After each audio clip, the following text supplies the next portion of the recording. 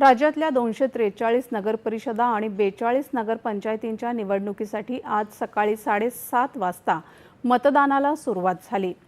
संध्याकाळी 5:30 वाजेपर्यंत मतदानाची वेळ आहे। एकूण 12,316 मतदान केंद्रांसाठी 62,108 निवडणूक अधिकारी आणि कर्मचाऱ्यांची नियुक्ती करण्यात आली आहे। विविध ठिकाणी मतदान केंद्रावर पोलीस बंदोबस्त ठेवण्यात आला आहे। मतदान असलेल्या सर्व ठिकाणी आज सार्वजनिक सुट्टी जाहीर करण्यात आली आहे। मतमोजणी उद्या होणार आहे।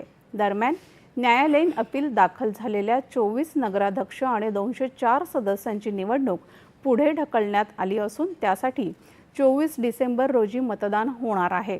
या मतदारसंघामध्ये जाहीर केलेली सुट्टी केवळ त्या मतदारसंघापुरती रद्द करण्यात आली आहे।